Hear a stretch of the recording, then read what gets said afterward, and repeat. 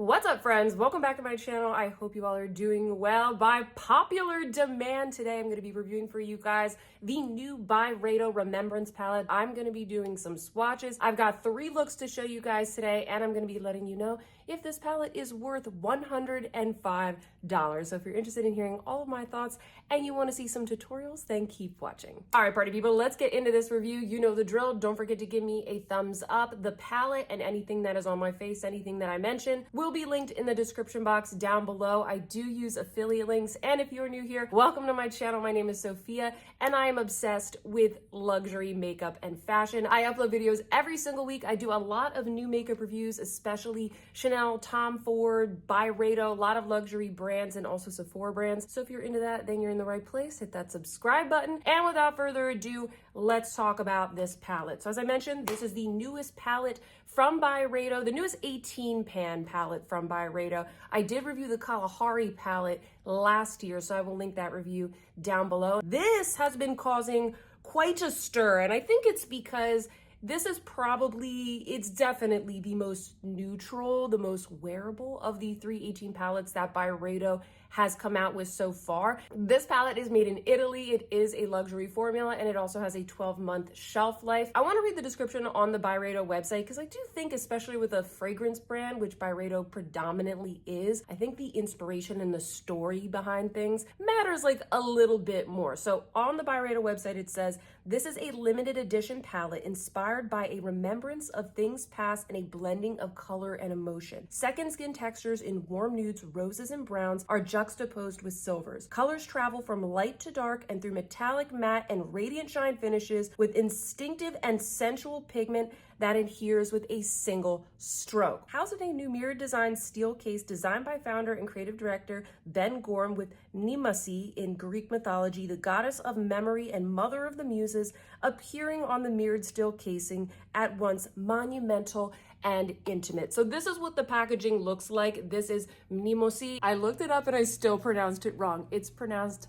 Mnemosini. This is what happens when you don't go to Greek school, pedia. Signomi. So the goddess of memory. So it kind of fits into this theme about remembrance, memory, which kind of makes sense for a fragrance brand because I feel like scent and memory are very intertwined. I should also mention that since the last 2 palettes released, we do have a new creative director for Byredo Beauty. Her name is Lucia Pico. We used to have Isamea French. Lucia Pico famously was the creative director of Chanel Beauty. Some people liked her makeup, some people didn't, but she's pretty famous for these types of neutral tones, specifically more on like the red leaning side of the spectrum. It says here from Lucia Pica, it says, in this eyeshadow palette, I want to evoke an idea of the past in the present, an idea of memory as something between fact and a dream.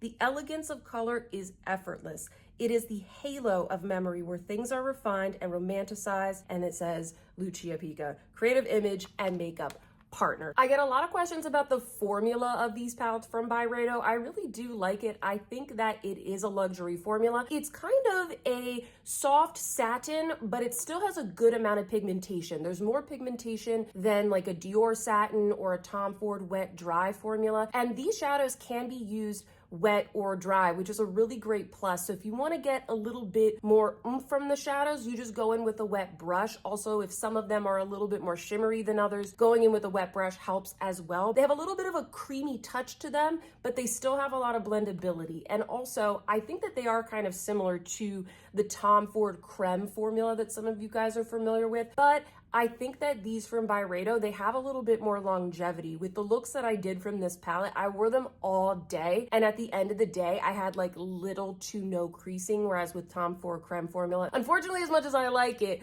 I get a little bit more creasing from that. Let me give you guys a tour of this palette in terms of the finishes that you're getting, at least in my opinion. First off, you get some soft, kind of cream to powder mattes. Those are going to be these shades that you see here that don't have any shimmer. Then you're going to get some soft satin shades. For example, these 2 shades here. Then you get some like more buttery high shine metallics.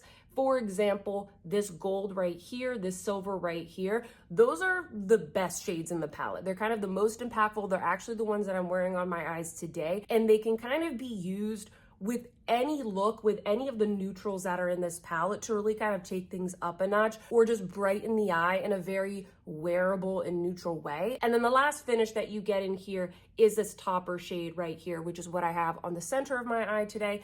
This is pretty glittery. It's not super chunky. It's a really nice topper shade, but it doesn't really have much of a base. It's more of something that you add on top at the end of a look. Almost all of these shades, friends, have talc. I did take a look at the ingredients, except these two shades and the topper shade. Finally, let's get into some swatches. I don't like to swatch palettes in order. I like to swatch them in terms of like finish and color story. So the first swatches that I have for you guys here are the colors in the palette that I think are the most unique, the ones that I pointed out earlier. We have that shiny topper shade at the top. You can see how it's a little bit more glittery. Then we have two high shine metallics in gold and silver. I like that we get both because you really can kind of play around with a lot of different looks.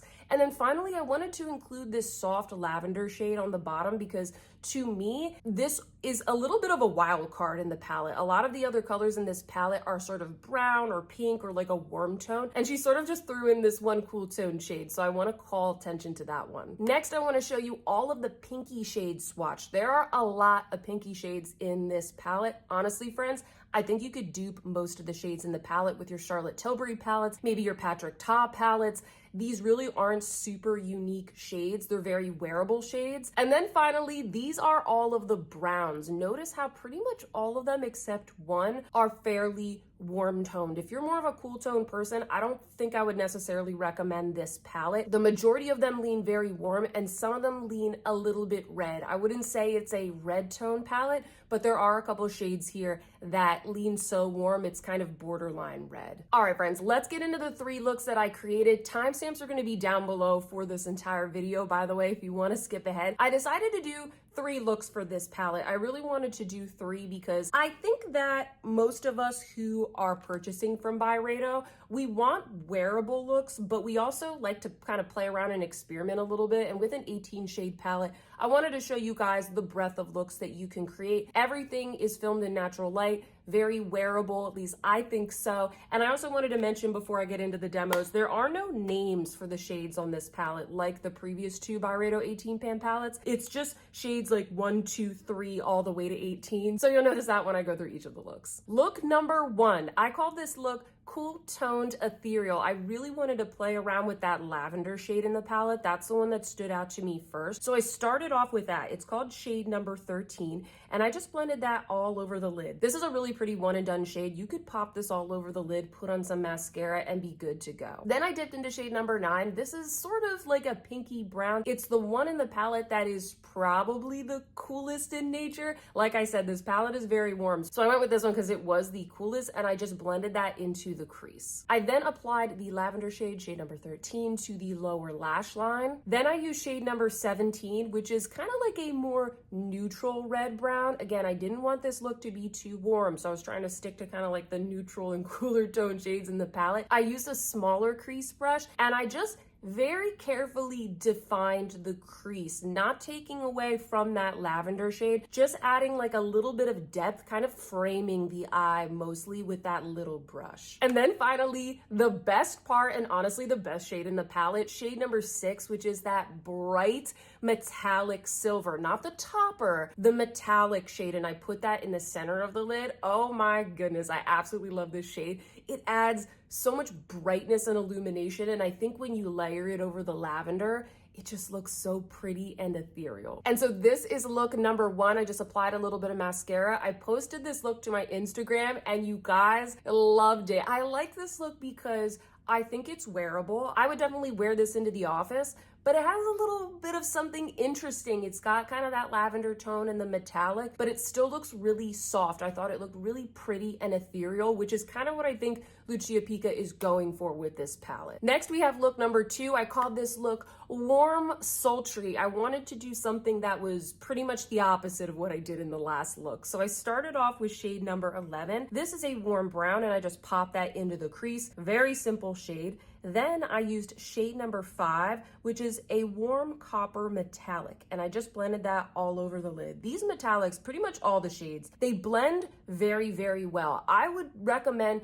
tapping off your brush because some of them have a little bit more excess pigment that gets picked up than others because they are so finely milled, but I don't really get that much fallout, so I want to call that out. Then I used shade number 14, which is a lighter gold, and I applied that along the lower lash line because I want to keep this look still very wearable and not too smoky. Then I used shades number 17 and 18, which are the two reds, and I mixed those together and I applied that to the outer lid, just kind of building up a little bit more depth. I wanted this look to be warm, so I wanted to show you guys how you could use those redder tones in a very wearable way. Then of course I had to go in with one of the metallic shades. This is shade number 7, the metallic gold, unlike the silver one that was used in the first look, and I applied this to the inner corner. You have to be a little bit careful. I recommend using a flat brush when going in with these more metallic shades, but like I said, they're honestly, like, they go on so well and I really don't get that much fallout. Then I went into the darkest shade in the palette, which is that cocoa brown. I used a tiny little wet brush and I just kind of smudged that into the lash line, using it almost like a liner, creating a little bit more depth right along the lash line. I applied just a little bit of like liquid liner right to the very base of the lashes, and this is the final look. I really liked how this one came out as well. You guys know I love warm tones, so this is kind of me being in my comfort zone. I'm very much used to wearing these types of shades, but comment down below, let me know, did you like the cool tone one? Did you like the warm tone one best? Or do you like the one that I am wearing today, which is look number 3? And I didn't really know what to call this, so I just called it futuristic. So this look is actually very easy to do. I started off with shade number 13. Once again, the lavender shade. It's so useful, and I used that as a base and just kind of, you know, blending it into the crease before I went in with the metallics. So then I went in with shade number 6, which is the silver metallic, and I applied that on the outer half of the lid. I just love how these metallic shades, they have a little bit more like creaminess and grip so that they're very high shine when they go on the lid. Unlike a lot of the other shades in the palette that are kind of more of those soft satins like the lavender shade. Then I used shade number 7, which is that gold, and I applied that on the inner half of the lid and the lower lash line. Then I used shades 13 and 9, and I kind of mixed those together and just blended around the entire look, almost to kind of create a little bit of like a soft halo around the metallics, because I think if you don't blend out the metallic shades, you do run the risk of the look maybe being a little bit too harsh. And so I think using these other softer shades in the palette to blend it out makes it look even more wearable. Then of course I had to go in with the bright and shiny silver topper shade. I used a tiny little wet brush for this to avoid some fallout, and I just applied it to the very center of the lid. I didn't want to go too crazy because I knew there probably would be some fallout from the shade throughout the day, but it just gives a little something extra, a little pop of shine to the look. Then I applied a little bit of black eyeliner to the top and bottom lash lines, put on some mascara, and this is the final look. This is the look that I'm wearing today in the review. I absolutely love it. I think it looks really pretty. I'm gonna go out for lunch after this, so very happy with my look. I don't feel like it looks too intense, too kind of wild and out there. I think it looks very modern, but still very bright and wearable. Comment down below, friends, on what you thought of each of these 3 looks. Which one was your favorite? Do you feel like you could wear these in your day-to-day? Do you feel like they would be easy enough for you to recreate? I would love to know. Leave me a comment down below. All right, friends, are you still with me? I hope you enjoyed all the swatches and the demos. Now it's time for me to tell you what I think of this palette. I have a lot of notes. I have a lot of things to say about this palette. You guys know I'm pretty thorough in calling out everything that I like and I don't like. I will just say right off the bat, I really do enjoy the looks that I create with this palette. It's very easy to use and the formula is very nice. For me personally, I don't regret buying it. I actually really have a lot of fun using this palette, but I have some thoughts. You all know I always have some thoughts. Let's start off with the packaging. I hate it. I think I've come to realize that I really don't like this packaging. You know, when we first got the Prismic palette, you know, we got this kind of like weird Isamaya looking figure on here, and I was like, you know what, that's okay, like it's futuristic. I thought this looked kind of cool. It didn't bother me. Then they came out with Kalahari and I was like, oh, a flower, okay. It doesn't, you know, it's not cool, but it's fine. Then they came out with this, and I'm sorry friends, I did clean off the palette before I filmed this review and it's already dirty again, but that's not really what bothers me. I think what bothers me is, number one, it does feel a little bit plasticky. And that's actually one of the biggest complaints that I see in like Instagram comments and reviews of this palette, is that people think that the packaging looks cheap. And I do think that they could be doing a little bit of a better job with $105 palette to be making the packaging maybe just like a little bit more special, less cheapy looking. I feel like the other products in the Byredo line look and feel a lot more expensive. Like the lipsticks, oh my gosh, that's some of my favorite, I think it is my favorite lipstick packaging ever. I love them, but these palettes, they really don't look all that great. And you can tell that they're just really using the same component and then sticking one of these figures on the front. And the one that they did for this palette, I'm just like, Nemosi, they did you dirty. They did you dirty, girl. Like, this is creepy. This is creepy. You know what it reminds me of? Have you guys ever seen that movie, The Neverending Story? And there's like that oracle that he has to pass through, and like laser beams come out of its eyes, and it's like big and ominous and kind of lit up. That's what this reminds me of. I don't know why they needed to make her look so creepy, but I really don't like it. I pick it up and I'm just like, I don't enjoy it. I really had no idea what this was when I first saw the promo photos. So that's my little rant about the packaging. I hate it, but I can get by it. I can get by it. The formula, I won't talk about the formula that much because I already talked about it a lot. It's really nice. I love this formula. I don't know why some people didn't like the Kalahari palette. There's always going to be people that, you know, prefer different formulas, but I get a lot of feedback from you guys, and a lot of you are enjoying this formula. A lot of you are. I like it because it's such a good balance between creamy and blendable, pigmented and soft. Some of the colors in here are a little bit more high shine, like the bright metallics. You know, this shade right here has a little bit more impact, but it's so easy to work with. Like the colors just blend themselves. I really enjoy it. I do think it is a luxury formula, and I really like the longevity of it. That being said, you do get fallout. You're gonna get fallout if you're gonna use some of these more metallic shades. I don't get as much fallout if I don't go in with the sort of more sparkly shades. Yesterday, I did a very simple look because I was doing more of like a lip look, and I used, I think, this little soft pink, very basic look, and I really didn't get much fallout. So I want to call that out. Color story, pros and cons. You know, this is probably the most user-friendly palette that Byredo has released. They are a little bit more of a creative brand, but not everybody cares to create super colorful and creative looks. And so I think what they've done here is they're like, okay, you're getting a lot of neutrals, but you can kind of spice things up with a lot of these other topper shades that are a little bit more unique and kind of go for more of that ethereal look. And that is kind of how I do my makeup on the day-to-day. I do like a neutral look, and then I might go in with a little topper shade, maybe one little color to sort of accent things. Another thing that makes this palette very easy for me to use is that you do get a decent amount of matte shades for building any look. You get a lot of different neutral, you know, browns and pinks, and that's something that I didn't get from Kalahari. Let me show you guys a side by side here. Kalahari has a lot of shimmers. I often find myself having to kind of like dip into other palettes to really get the matte shade that I really want for the look, for that specific shimmer. I really think that Kalahari was all about the shimmer shades, whereas with the Remembrance palette, you just have more mattes, you have more building blocks. It's a little bit, I just think it's a little bit more user-friendly because of that. Also, a lot of you guys have been asking me, if you have the Kalahari palette, do you need or should you get, or would it be redundant to get the Remembrance palette? You know, I think that you can create a lot of nice neutral looks with the Kalahari palette. I don't think that you need to get this, but that being said, I will say that my favorite shades in Kalahari are not in Remembrance, and my favorite shades that are in Remembrance are not in Kalahari. I sort of think that they would be good companion palettes because you would have way more fun shimmers to choose from in this one, and then you would have more mattes to build your look in this one.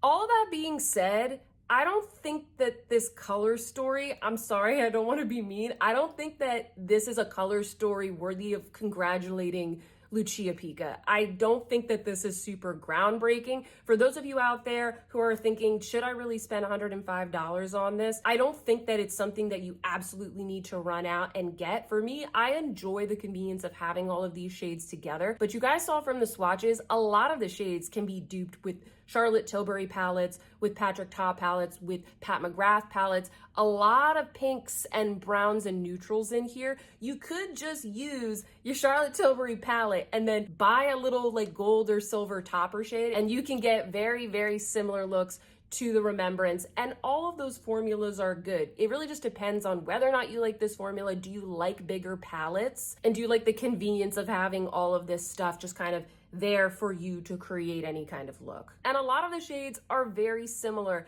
and redundant. We did not need to have 18 shades in this palette. I know a lot of people are saying, oh, but like they're different and you see the nuances. Some of them are very similar. These two shades, I can barely tell the difference between these two shimmers. They have a slightly different shift, but they're very similar. And there's some others in the palette that you really didn't need to include. There's a lot of redundancy here. And for $105, I would have liked to have seen maybe a couple of other different tones added in there. We need more cool tones in this palette. She really only gave us one here. This is kind of neutral, and then you have the lavender, and obviously you have the silvers. I would have liked to have seen more of a balance. It's a very warm palette. If you don't really like warm tones, don't get this palette. If you don't really use those sort of bright, shiny, metallic topper shades, don't get this palette, because those are the most interesting shades in the palette. These and maybe this and that shade are really the only ones that are bringing any kind of uniqueness to this palette. So while I like it,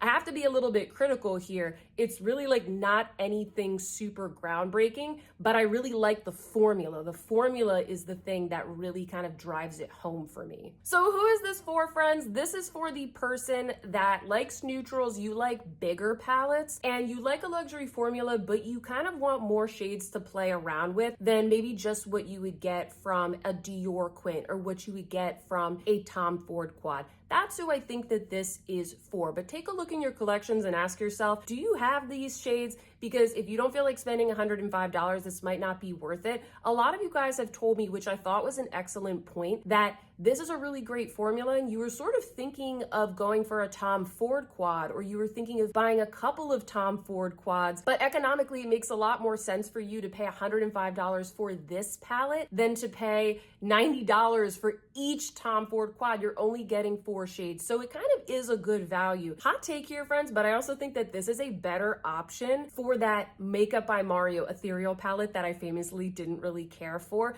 The formula is way better, but the concept of having that sort of ethereal look is very similar. You're not going to get those super sparkly topper shades, but if you didn't really like all the fallout and everything that you got from them, this kind of gives me very similar vibes. And the last thing that I want to say, which might not matter to you guys because you're sort of just considering, do I like the colors and do I like the formula? But I don't really get the inspiration behind this. I actually think that this palette is slightly uninspired. I would have liked to see a lot more. I don't really get the whole memories and remembrance. I don't understand how that ties to this. Maybe this is supposed to be sort of ethereal, kind of like a halo, and your memories are sort of hazy. It's definitely a little bit fabricated. I almost feel like Lucia Pica just designed this in whatever color story she prefers, and then they kind of came up with this, because my memories are way more vibrant than this. I don't know about you guys, but my memories aren't just like a slew of neutrals.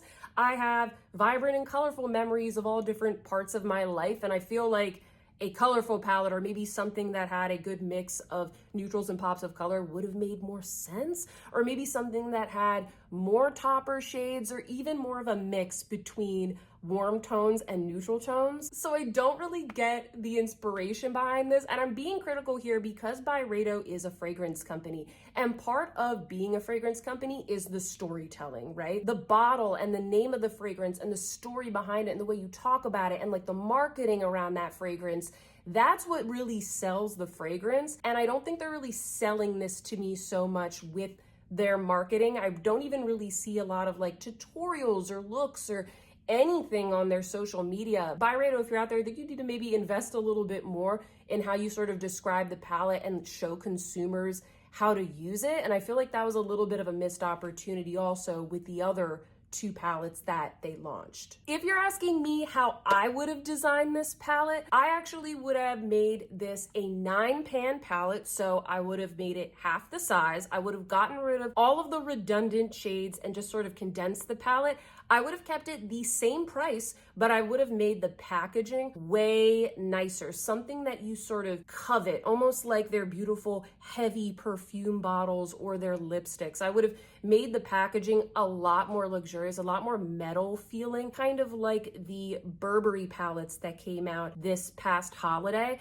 And I would have named all 9 of the shades after the 9 muses, which are the daughters of Nemosi. I'll send you the invoice, Byredo. That's what I would have done for this palette. But that being said, friends, I still really enjoy it. I've actually been using this palette quite a bit. I like all of the looks that I did with it. I think it's a really nice luxury neutral palette, even though I kind of hate the packaging and the marketing doesn't really make a lot of sense to me. So that is what I think, friends, but enough about what I think. I want to know what you think. Sound off in those comments down below. Let me know, did you pick this up? I know a lot of you guys did. Did I sway you either way to get it or to not get it? Please let me know and leave me your feedback in the comments section. If you like this video, please don't forget to give me a thumbs up, subscribe if you haven't already. And with that, friends, I hope that you see some beauty in your day, and I will see you in my next one. Goodbye.